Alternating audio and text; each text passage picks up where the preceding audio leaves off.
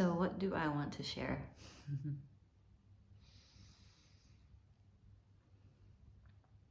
Today is a really special day. Every day is a special day, but today is a really special day.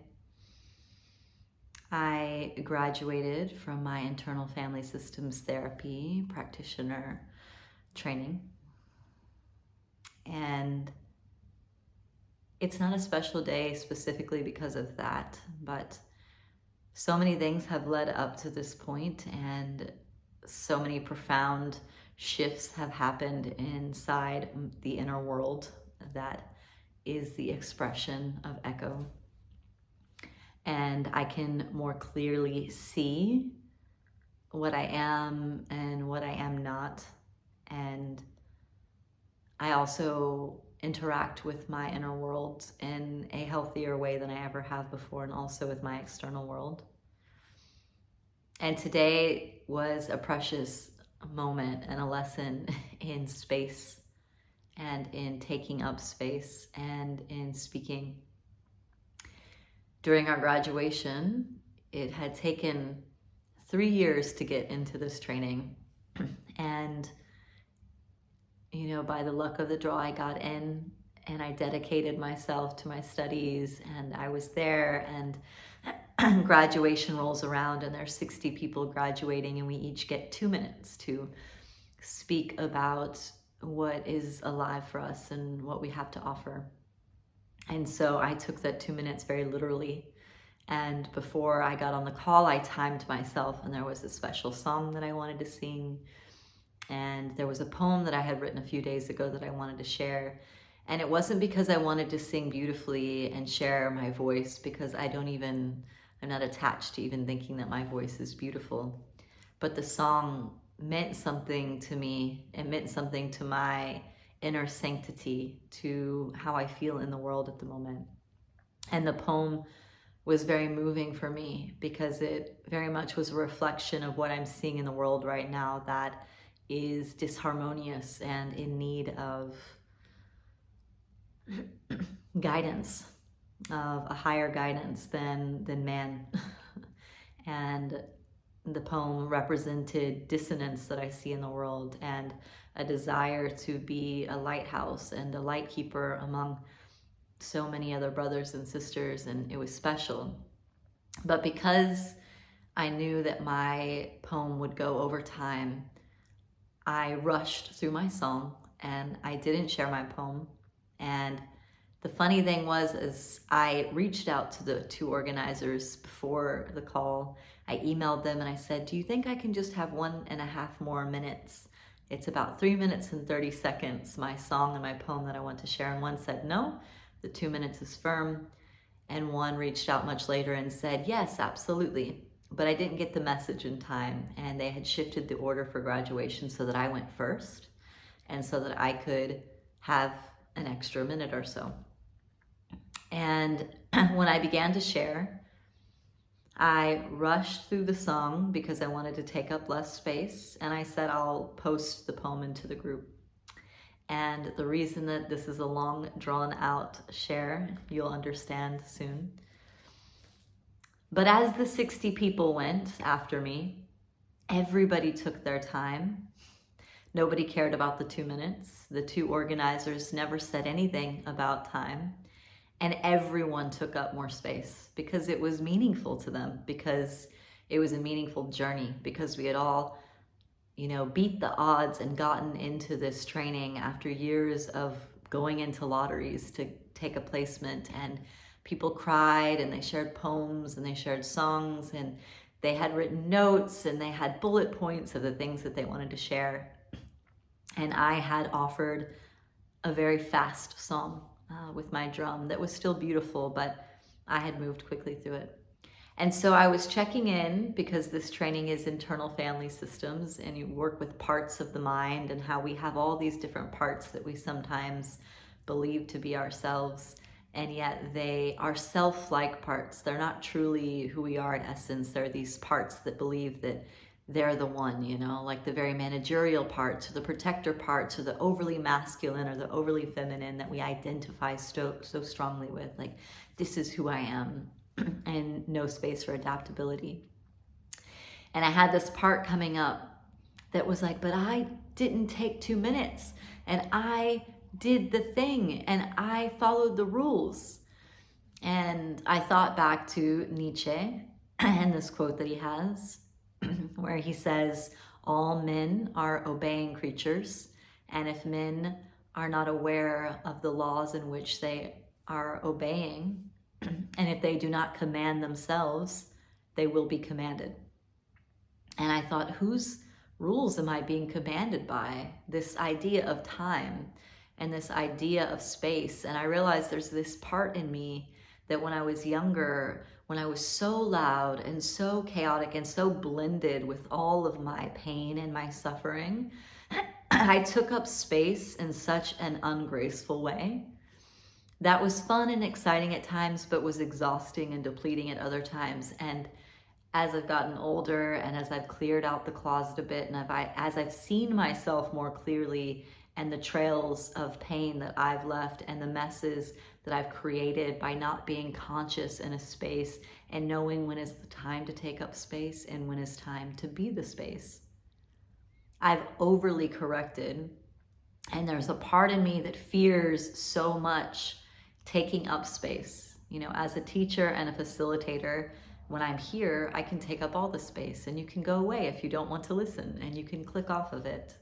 And the same for online courses and teachings. Like, you don't have to sit there and listen to me. You can just close the screen. But in person, there's this part of me, this fear of, am I too much? Am I exhausting you? Am I boring you? Am I losing connection with you by sharing what feels real for me? And I realized that this overcorrection has kept me from being able to be vulnerable and to be human and to really show my vulnerability, because it's become slower and it needs more time. It needs more time to take up space. And it's a part that's also, there are other parts that are consistently looking at what are the rules in the space and how much space is there for me to take and how much space is there for you to take, and I don't want to take any more. And so if someone takes more space, I will start to take less. And I realized in this moment that I made myself smaller. I made my experience, my reflection of the experience smaller, because I didn't have time to give gratitude. I didn't have time to say how moved I was. I didn't have time to share something beautiful, like a poem that really came through fluidly for me to this group of people that I might not ever see again.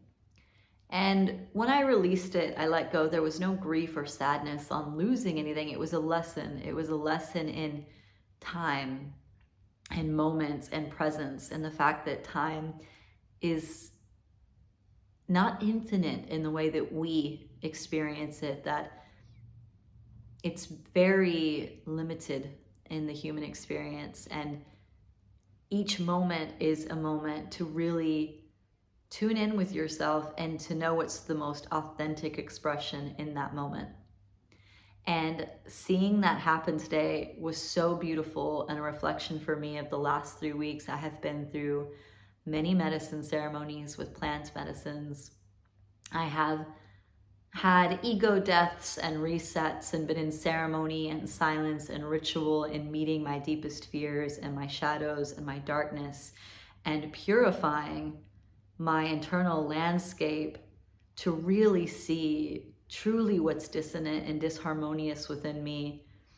And something that I went through in that 3 weeks was working alongside somebody that so confidently takes her space. And when she thinks something is important, she will take all the time she needs to explain it and to give, and she will do it slowly. And another woman like this came into my world in the last 3 weeks after I facilitated with the first woman I spoke about. And this woman took even more space. She slowed her words down. Every word was like a seed in ceremony. She didn't say anything that was useless. Everything had potency to it. There was such a grace to the waves and the resonance of her voice as she shared that you were just enthralled. You were listening and you knew that what she was saying, she knew it was important.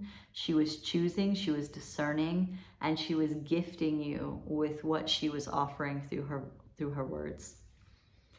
And something that someone said to me after my first facilitation was, I realized before I was told this, that when I stood next to the first woman that was so confident, that shared, that took up space, I spoke faster and I took less time because I wanted to get what I had to say out quickly, and I wanted to take up less space because I didn't want to drown or exhaust the people that we were holding space for. And somebody said to me, you know what, Echo, actually, I think if you took even more space to speak more slowly, I could digest what you were saying, because the rate at which you spoke helped me stay present with what you were saying. And it was such an important message for me, because this hasn't been my journey my entire life. It's in this moment that I'm learning how we correct and we overcorrect in our systems. It's the same as when we've been anxious in life and we've feared losing love, so we've clung on, we've become codependent in relationships, and we get hurt and we grow and become resilient, but we mistake that resilience for avoidance, and we go all the way to the other side of the spectrum, and we become so hypervigilantly self-assured and independent that we tell ourselves, I need no one. Whereas before it was, I need you, save me, heal me, don't leave me. And then it's, I don't need anybody, I can do this alone. I am a warrior.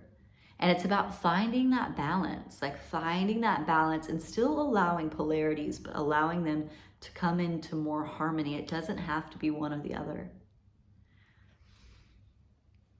And it was such a reflection for me today, because the poem that I had written was about the polarity in the world. It was about the war. It was not just about the war on the ground, the very tangible war where people are laying dead this week because of polarities that exist in our societal system that have become so extreme that they cannot come into connection together.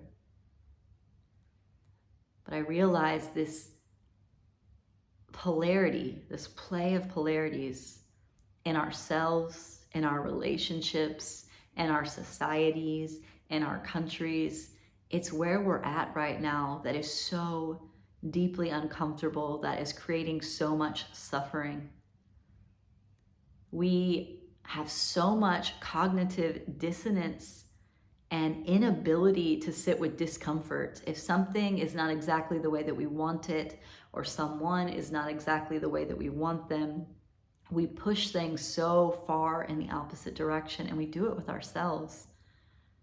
It's like, I remember this about myself, and it's not here so much anymore because there's so much compassion that I have for myself, and I'm in a self-led place of really loving who I am and how I show up. But I look at so many of my brothers and sisters, and it's like we get stuck in this story that we're not good enough, we're not worthy, we're bad, there's shame, there's guilt. And the moment that comes up in the system, it just pushes like self-love, acceptance, worthiness, like aspiration, drive, ambition out the window, because we have to hold such a deep polarity.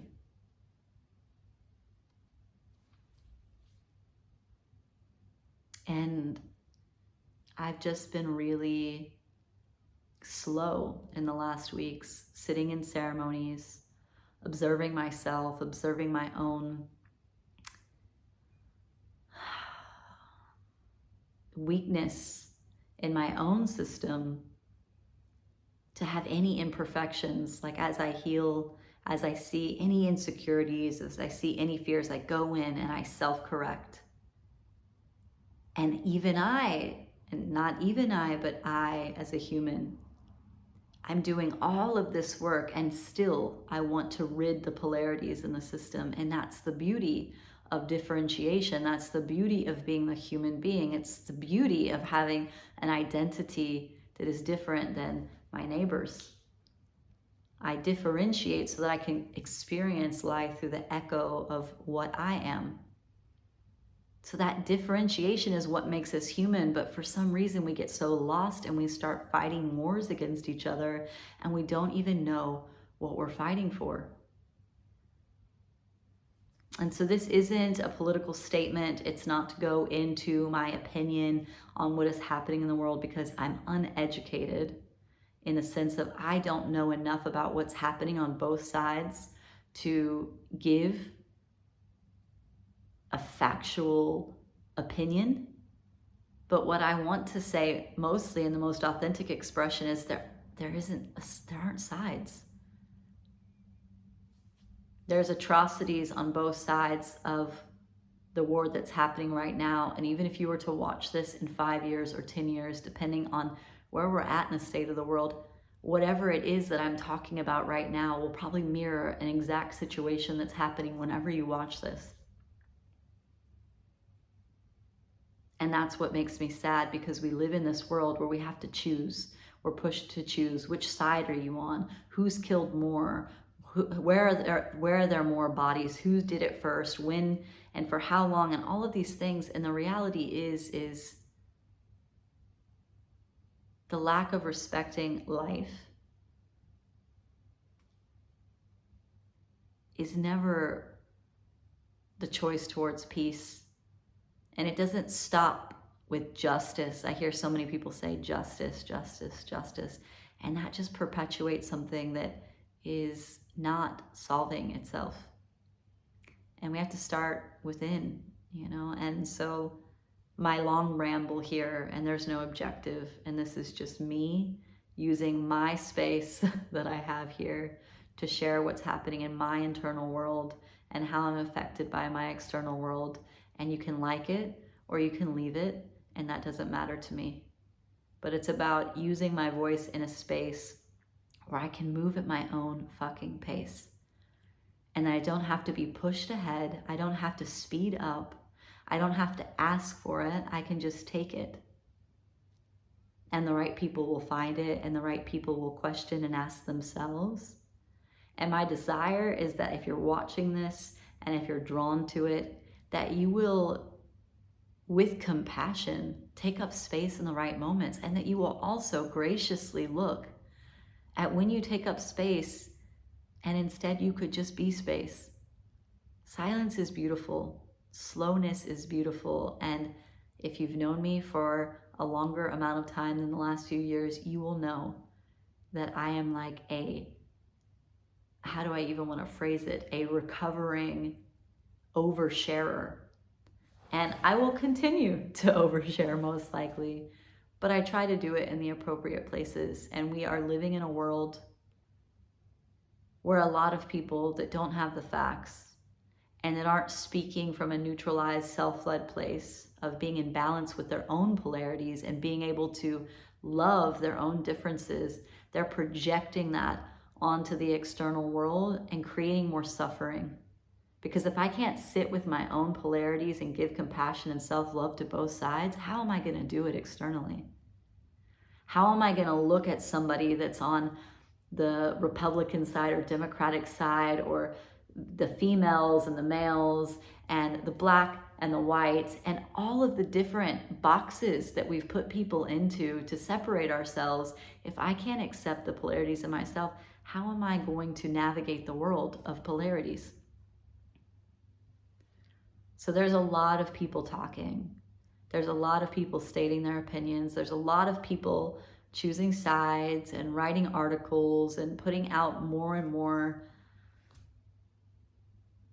incomplete accounts of what's happening in the world right now.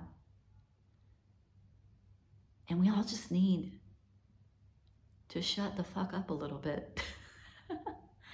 We all need to be more silent. We all need to sit in silence more with ourselves and look at what we don't accept in ourselves. Look at where our polarities are and the compassion that we give or that we don't give to those spaces, and learn to be more self-led and more loving to our own internal family, to all the parts in us, the little ones, the adolescents, the brokenhearted, the jealous, the comparison pieces, the perfectionist, all those parts. The more polarized you are mentally, most likely the more polarizing you're going to be in your community. And we don't need deeper polarizations in the world right now. We are at the edge of our capacity to hold difference. We need to find what makes us the same. We need to come back to the center, and we need to learn to love our differences and our individuations. That's the expression of the human life. And so I feel emotional today, and I feel deep pain for this moment, for the people that have lost their lives in this moment, this week, due to the deep polarizations in the world that they had no part in, fights that they had no opinions about, many of them, and some of them even desiring peace.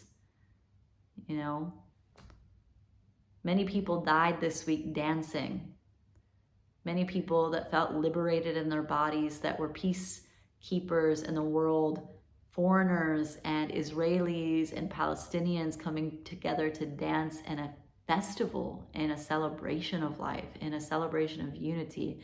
And they were killed, they were kidnapped, they were taken, as an example of the deep pain that lies on both sides of a piece of land that's called the Holy Land. A piece of land that represents an epicenter of spirituality and of connection in the world that we are just letting be obliterated from both sides. And so we can tell ourselves that the war is far away and that we don't have a part in it and we don't have an opinion.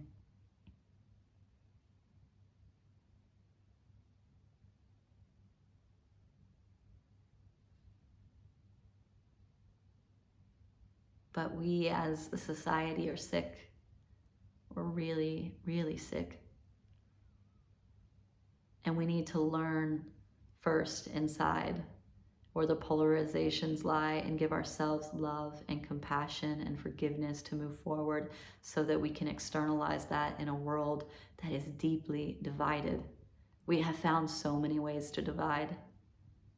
So many women are hating men, and so many men are hating women, and so many people of different colored skin are hating each other just for the color of their skin.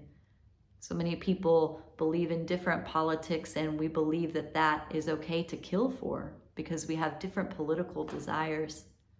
We're not taking in cultural biases and different conditionings from different cultures and countries and upbringings. We have lost our ability for difference. We have lost our ability for emotional literacy and understanding how to navigate very difficult waters. There are too many of us and too little understanding of one another. So my desire is that we sit in silence more. Yeah. And we observe, we sit in our homes and we get off Netflix and off of Instagram and off of Facebook, and we sit in silence and we actually feel into what it is that we even are and what it is that we're even doing here and what even it is that we believe in. And we really look at our relationship to ourselves and see where we can love ourselves more and where we can forgive ourselves more. And we learn to be better from the inside out. Because what we have externally is not working for many people. And if it's working for you, most likely in your naivete, in your misunderstanding of how interdependent you are on the rest of the world to make your clothes, to farm your food, to transport you, to build your planes and your cars. People suffer so that you can enjoy freedom. People suffer so that I can enjoy freedom. That's a heavy weight to carry on my shoulders, but it's important that we stop turning away from the problem. I'm the problem. You're the problem. And the most beautiful thing about the problem is that it's also usually part of the solution. So I can do better. We can do better. And I think that we are. Yeah. I think that we are.